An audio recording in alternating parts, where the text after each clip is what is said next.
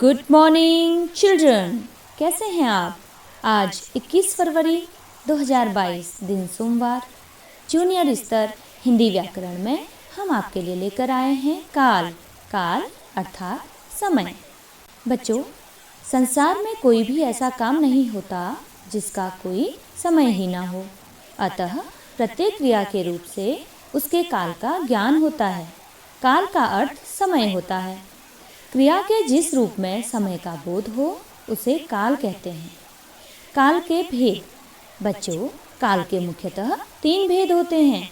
पहला भूतकाल, दूसरा वर्तमान काल, तीसरा भविष्यत काल।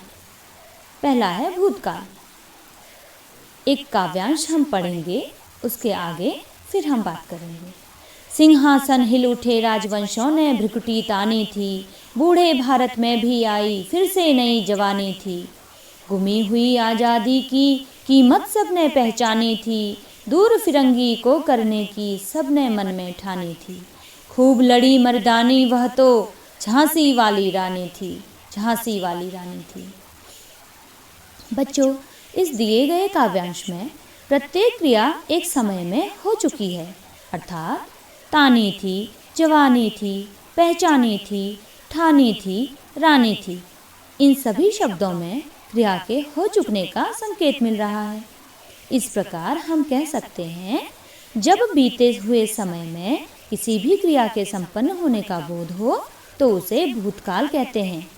भूतकाल के 6 भेद होते हैं। पहला सामान्य भूतकाल, दूसरा आसन्न भूतकाल, तीसरा पूर्ण भूतकाल, चौथा अपूर्ण भूतकाल, पांचवा संदिग्ध भूतकाल और छठा हेतुमद भूतकाल। आगे वर्तमान काल। वर्तमान काल अर्थात वह समय जो चल रहा है, जैसे पिताजी समाचार सुन रहे हैं, बच्चा किताब पढ़ रहा है। उपयुक्त वाक्यों में क्रिया के वर्तमान समय में होने का पता चल रहा है। अतः ये सभी क्रियाएं वर्तमान काल की क्रियाएं हैं। इस प्रकार हम कहेंगे, क्रिया के जिस रूप से उसके वर्तमान समय में होने का पता चलता है वह वर्तमान काल कहलाता है। बच्चों, वर्तमान काल के 3 भेद होते हैं। पहला सामान्य वर्तमान काल, दूसरा अपूर्ण वर्तमान काल और तीसरा संदिग्ध वर्तमान काल। बच्चों, काल का तीसरा भेद है भविष्यत काल। भविष्यत काल आने वाले समय का ज्ञान कराता है। जैसे कल गणित पढ़ाया जाएगा, हम सब दोस्त क्रिकेट खेलेंगे। उपर्युक्त क्रियाओं से पता चलता है कि ये सब कार्य आने वाले समय में पूरे होंगे। अतः यह भविष्यत काल की क्रियाएं हैं। इस प्रकार क्रिया के जिस रूप से उसके भविष्य में संपन्न होने का पता चलता है उसे भविष्यत काल कहते हैं। भविष्यत काल के 2 भेद होते हैं। पहला सामान्य भविष्यत काल, दूसरा संभाव्य भविष्यत काल। तो बच्चों, आज हमने काल के तीनों भेदों के विषय में जानकारी प्राप्त की। अब इससे संबंधित अभ्यास कार्य को हम करेंगे। तो पहला प्रश्न है, काल किसे कहते हैं। हिंदी व्याकरण में कितने काल होते हैं, उनके नाम लिखिए। दूसरा प्रश्न है, भूतकाल की परिभाषा एवं भेद उदाहरण सहित लिखिए। तीसरा प्रश्न, वर्तमान काल के कितने भेद होते हैं, उनके नाम लिखिए और 2-2 उदाहरण भी दीजिए। चौथा प्रश्न है बच्चों, जिस काल से आने वाले समय का ज्ञान हो उसका नाम उदाहरण सहित लिखिए। पांचवा प्रश्न, अपूर्ण वर्तमान काल को उदाहरण सहित स्पष्ट कीजिए। छठा प्रश्न है, हिंदी व्याकरण के तीनों कालों के 10-10 उदाहरण लिखिए। सातवां प्रश्न है बच्चों, कोष्ठक में दिए गए निर्देशानुसार वाक्यों को बदलिए। अब देखिए बच्चों, क, राधा पुस्तक पढ़ रही है।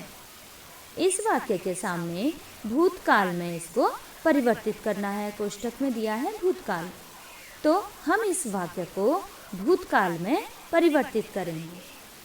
ख है, मैं खाना खा रहा था, इसे हम वर्तमान काल में बदलेंगे। ग है, हम कल जाने वाले थे, इसे हम भविष्यत काल में बदलेंगे। घ है, सुधा कहानी सुनाएगी, इसे वर्तमान काल में बदला जाएगा। ङ है, टीवी चल रही है। इसे हम संदिग्ध वर्तमान काल में बदलेंगे।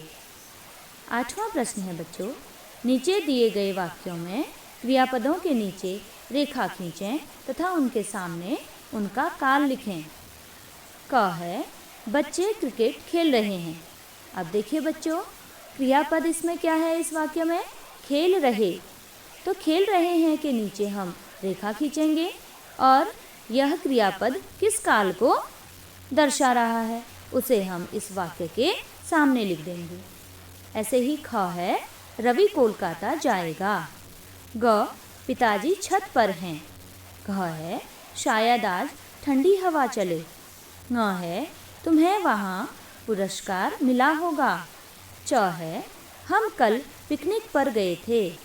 छ है, उसकी बस छूट गई होगी। साथियों, अगर अभी तक आपने इस चैनल को सब्सक्राइब नहीं किया है तो प्लीज सब्सक्राइब का बटन दबाकर इसे सब्सक्राइब करें, घंटी का बटन दबाकर ऑल नोटिफिकेशंस ऑन कर दें ताकि हमारे लेटेस्ट वीडियोज आपको मिलते रहें। आपका